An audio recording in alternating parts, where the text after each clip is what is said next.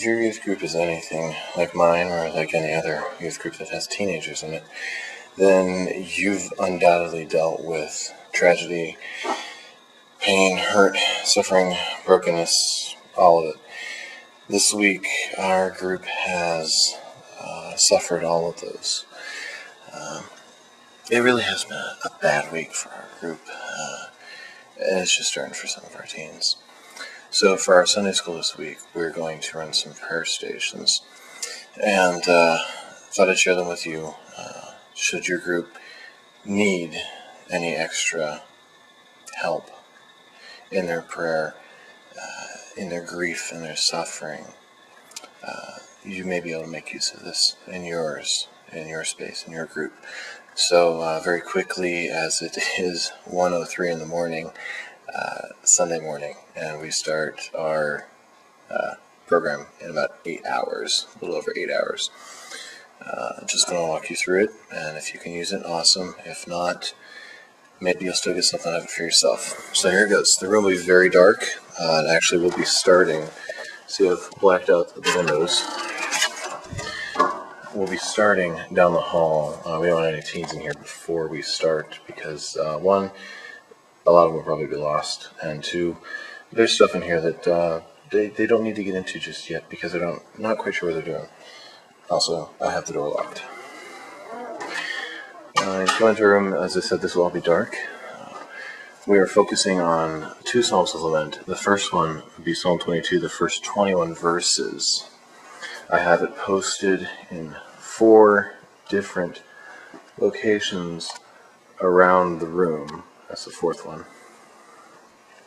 Students will be encouraged to read that psalm at each station. There are 6 stations.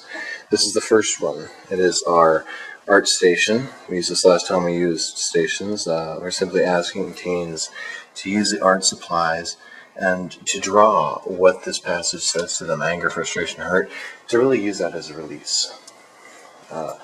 We also have another art or artistic station using Play-Doh. It was very successful last time. It really encouraged the teens to get in touch with their inner creativity.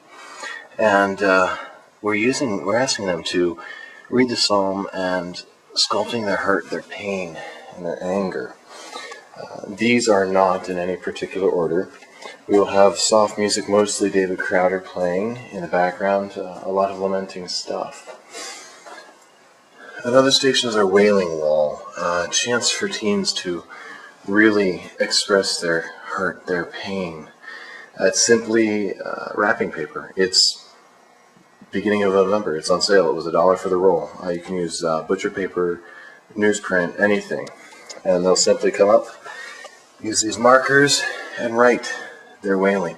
You'll notice I'm actually encouraging them to use any language that they need to express. Honestly, it doesn't matter where on the fence you are about language, sometimes your teens are just going to be real and swear. And honestly, I want to encourage that because with our teens, some of them, that may be as honest as they can get right now because they're all different walks in their faith. And some of them, that may be the only way to express their frustration. And so we want them to be able to do that and not feel constricted by decorum or proper words and language. Because sometimes anger and hurt just hurts, and you can only use those words. So anyway, yes, I am a youth pastor, I know.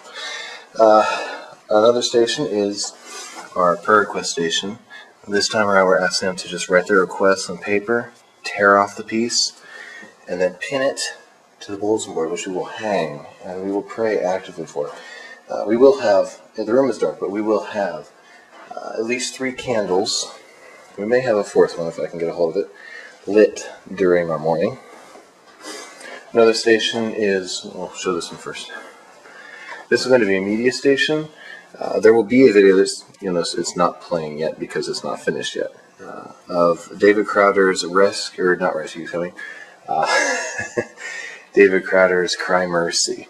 It will be on DVD format. You can do that with many different video editing softwares. I use Sony's DVD Architect and Sony Vegas for my videos.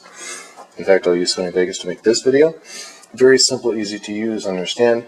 but you can get all kinds of free ones. Anyway, that's not important. There'll be a video with the lyrics, very simple, especially since it's 1:30 in the morning. It's not finished yet. It will play through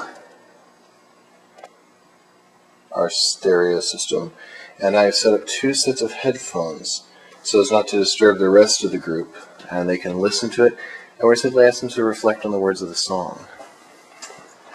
Our final station is a journaling station, which our students will finish at. They will be encouraged to think through Psalm 22, but also I've placed Psalm 6 here. It's another psalm of lament, but it ends with the Lord has heard my cry for mercy, and he accepts my prayer. And we don't want to just have our teens end it. It hurts. We want our teens to dive in a little bit. And as much as we're encouraging them to engage the hurt and pain, we want to show them that there is light at the end of the tunnel. And so that's why we have them reading Psalm 6 this week. They will then open these journals. Lovely. You can get them at any office supply or Walmart for less than $1 usually. And they will then flip through, and under here they will journal their thoughts. It's simple. Really. It's a very inexpensive project, very beneficial project, though, in the lives of your students, in their spiritual growth. It gives them something different than just listening to a lecture, and a way to use some of the gifts God gave them to express their frustrations. So, like I said, if you can use it, awesome. If not, pass it on to someone who might be able to. That's really all I have for you. It is 1:35 in the morning. Actually, it's about 1:29. I gotta fix the clock on this camera.